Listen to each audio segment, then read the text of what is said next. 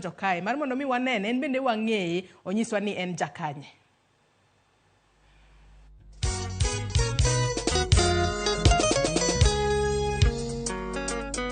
Berumba International dunia mzima Berile Nyalego Usonga Kristo Muko Imosona Jakawere Richard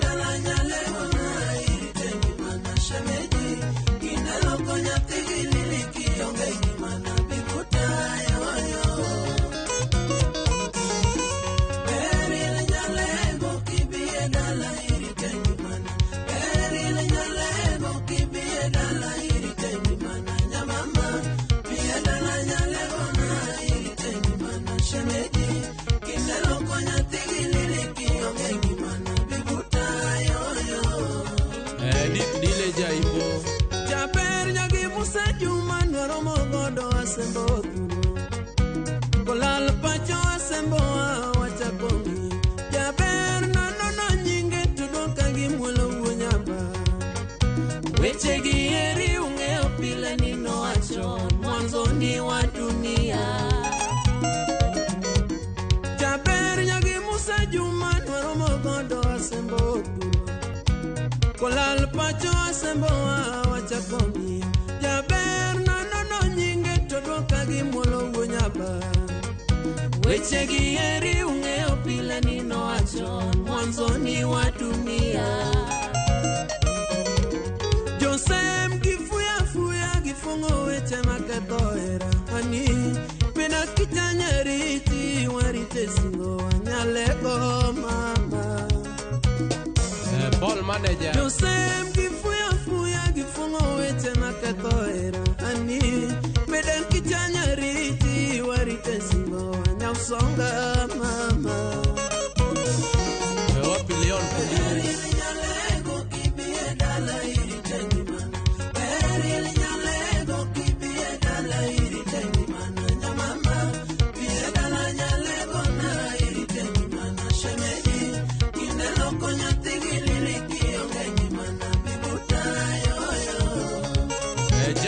Sus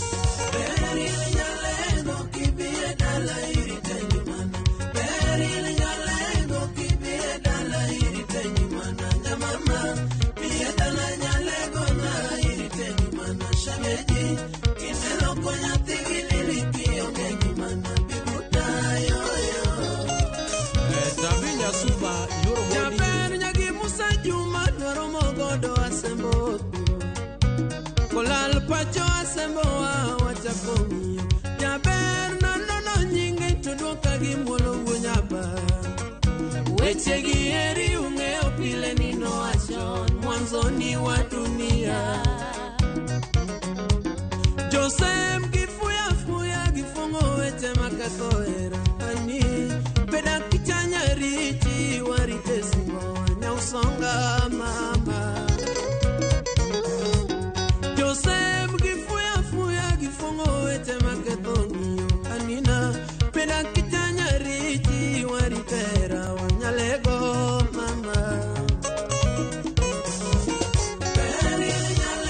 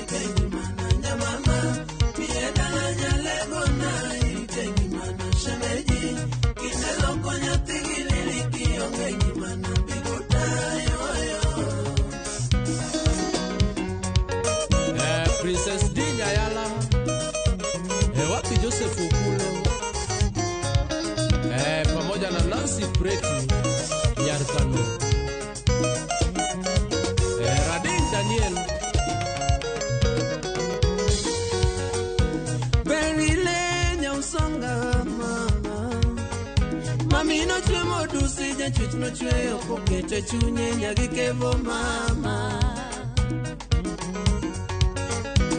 Labuna mama kigane, labuna mama kigane kiti lenda wangirin kasule my boss. Nyagongo la kadiri rapudo chiani otamalose. Nyagi chali wa meo jaber tumaweri berile Judy Owino Liude Company Salimia Ben Wudukuyu pamoja na Judas Skari Agutu Okot Joshua Uda Lego Sea Imosola Nyardon Chogo Asembo Pacho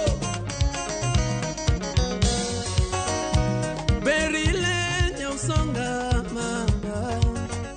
Mami no chwemo dusi jachuch no chweyo kokete chunye nyagi kevo mama. Labuna mama kigane, labuna mama kigane kiti lenda wangirin kasule my boss. Nyagongo la kadiri rapudo chiani otamalose. Nyagi chali wa meo jaber tumaweri berile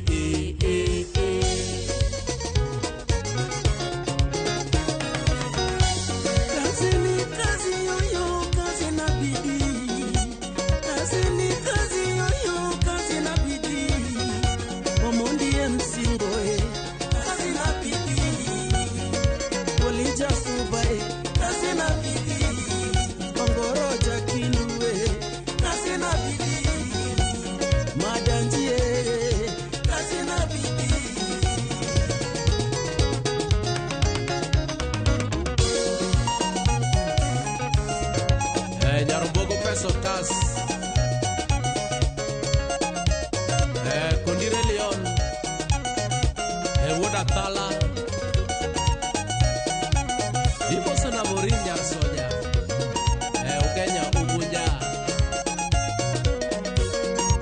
Morini Mosona Kolaka Kolaka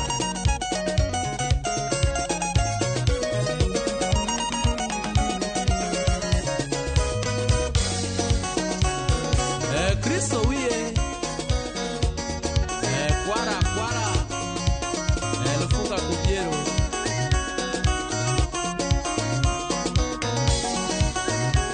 Morino Diambo Nyanya Kach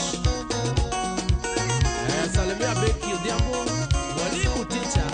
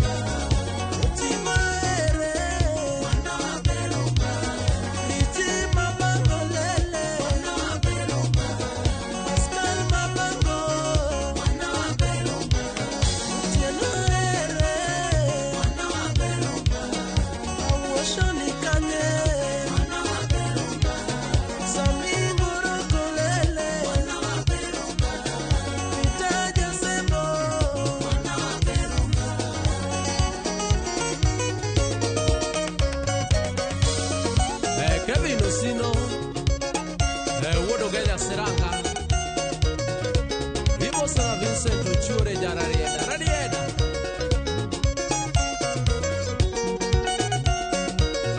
Agostino Neto Adola Guda Sembo Kanyekela Wapi Nyakwarainda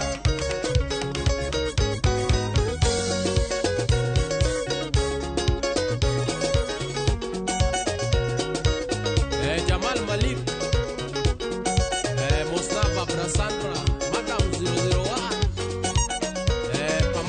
Ochieng Nyar Chris Berumba International Milton Ogoro Jakorachuonyo Rachuonyo Studio Nakati ya Kisumu City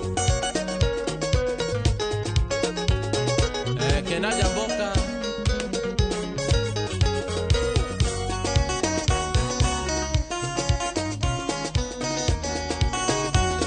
Eolupi Nyagonda Wuda Semo Kanyekela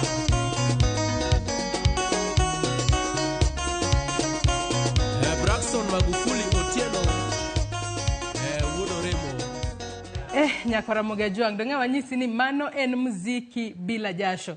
En mana miel mos beatsmith kanyo maratari. Machigna hinya. Ero kamano. Omondi Makongoe. Ichio na dokinyi makawuno. Aruma be. Machigne studio maro kinyi makawuno. Adwa ni chak kod ipakrinwa. Ongiswa ni Omondi Makongoe en ng'ato jakanye. Okay, mokuongo aduoko ne Nyasaye ero kamano. Mutayo maber mowuok Kisumu mochopo Nairobi. Uwuok Kisumu. Yes. Machigne hinya mos kuom safar mabor. Ero kamano. Koro an iluonga ni Morris Ngoe Anyango. An wuod Asembo Kanyekela. Koth Joseph ungewacho. Wano kidwa ni wawin sigana niko sibro pimo nwago e talk tent. Mano wabro pimo bage. Wamanyi talk tent moro mondo ko report nwa wache yo makare. Kamano. Kata kamano ng'isa ni chako wuoth nade, wuoth mar wero wende mag rumba. Rumba met. Rumba imielo mos kendo maonge pressure. Okay, mokuongo. Okay, kana dongo gini da chako gimoro 2006. But gero mantie chien gacha. Gero. Yes. Gero kowuok kuom ng'a? Miyo. Chibaba nanotho 1997. Koro adonge lwet mama. Koro nokona ni wuoda nyaka isom. Komedore gi mago wetena. Akono okay. Asom. Koro nasomo Lwak Mixed Primary. And then adonjo Siger Secondary atimo Form 4. Mano 2011. And then 2012 na adonje college Nairobi Aviation College. Atimo Mass Communication and Journalism. Yeah. And then sama pod na di school kore high school cha. Ne wan gi kanisa. Koro na were kanisa mare SK. Yeah, koro kase biro town Kisumu koro ngeni isewuok kacha. Koro kani college ka wuok e college tabayo. Odhiambo. Koro gero mi chako kiwacho nwacha gero chane donjo kanye. Iloso kepe moko magitaka. Iyudo ko gole otore oite. Okadwa ni tim gini rach. Yeah, koro nakono okay. Pole. We tim midwaro. Koro mano dwaro nen mane somo kende. Somo irierigo tir. To nyaka sani wacho ni nitimo mass communication. Yes. Nyaka sani chamo sombi kosi chamo thum. Gigi ariwo te. Iriwo gite. Yes. To nyaka sani in gi audios mathoth moloyo kata video. Video anyalo wacho ni mana gachiel ni kende. Yeah. Pono en pek mane miyudo e golo videos. Okingeni okinya timo gigi kendi maber. Koro nyaka imany ng'ama timoni. Okinya dhi chungo kamera gacha timiel, ti record. Koro kanyo nyaka koriti gi pesa kati somo mana gino. Yeah. To nyaka sani ji wacho kae ni thumbe miwero met adua. Kenan menda winje aneno kamba temo an gi two left legs kata kama na temo agolo ma left cha chwale right atemo ndeko matin. Ji wacho ni nyalo pimi mana kod Musa Juma mano senindo. Nyaka sani bende pressure makamane intiere godo to pono na ang'o mitimo mar mondo mi ichopa ne kiwango mane Musa Juma chope. Mukonga da kwero gini gipima gi Musa. Nango. Gipima ka Omondi Ngoe. Yes. Because Musa nok wapimo gi ng'ato. Koro an be abiro kia nikech okay kase wuok e college band minya wacha na donje band ni koro e Ngoe puonjore band ni. Okoyot onge. Nikech na dhiga mana vanas kacha maybe 1 hour tadhi ot. Samora dhi kumajavu kamika ntie 1 hour tadhi ot. Koro mo 2020 ma corona ntie cha. Koro ntie kaka ne waloso gimoro pa ning'eyo ma at least ne kelo jothum kamoro achiel Berumba ya. Koro kae ma koro interest ochako donjo. Ma pok abudhe fil ni chako wer 2020. But ngama koro ne miya donje gini. Nitie osiepa moro iluongo ni Roberto Jalegega. Jalegega nogocho gi Musa Juma. Koro kana biro ga Nairobi kuto ng'enyne en mane an ga kode ma mostly. Koro ka wabedo kode to nyisa no ke ma itimo kama puonja mako gita gwelo gita go. Koro ka corona pok odonjo 2019 koro adonjo kaline taluoch pampa. Koro ka donje to emoko budho to corona donjo. Koro ka corona donjo wariwore Otieno Jamboka, Javuka Mika, jothum mang'eny. Koro kae ma koro gino chako nene koro anyalo wer katimo mana kinda. Yes. Matiende ni koro sani inenori kanye thuolo mar kata higni 5 mabiro kowuok sani? Ang'e ni Nyasaye biro telo. Abed malo kamoro ka.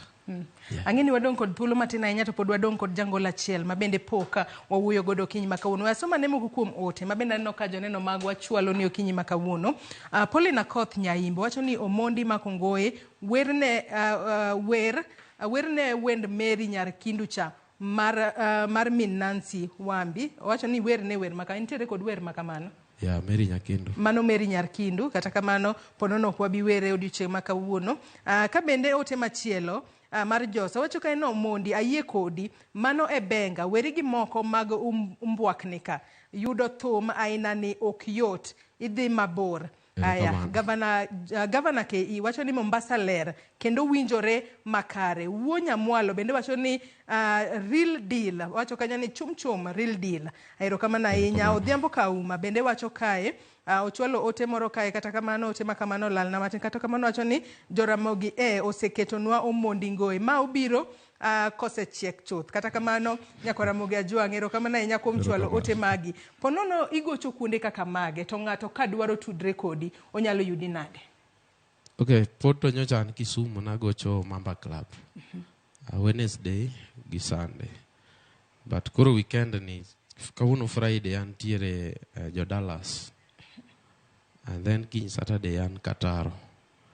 And then Sunday antiere Kibera, Victoria. To anyalo chiwa namba na kaka inyalo yuda. Kuonde mag tudruok mag Facebook, TikTok, Tinen X, Instagram. Mago te. Iyudi e nying mane? Omondi MC Ngoe. Kuonde go te. Facebook, YouTube, Twitter, Omondi MC Ngoe. Iwuok all the way from Kisumu ichopo Nairobi ka iwuotho gotieno. Ami thuolo makende mar chwalo mos ne ng'ata minyalo gomo mar mondo mi mos kapok watieko kinyi ma kawuono.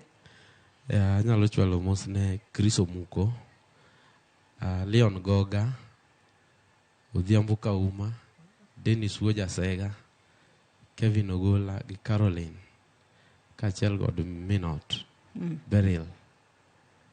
Airo kama na inya ote thoth kae ka bende kasomo mana moko kwa tieko. Chris Omuko Galili wacho ni congratulations to bringing real rumba. Sami bende wacho kanoneno eyo makare ka intiere Mombasa. Prince George wacho ni Mbungu mbele Wood Asembo Omondi gogo papa. Ero kama na inya Jonathan Okwiri Ochieng wacho ni Wood mama wuoth to bor lakini donge ero wasewuoka. Nyakoramogi Ajwang' wantiere kae kod jathum Omondi MC Ngoe. Kata kamano pod wadong' kod jangol achiel makoro anga waimiye thuolo en bende wang'e kata kamano osebedo kodwa e kinde mokalo chien olal kanye nyaka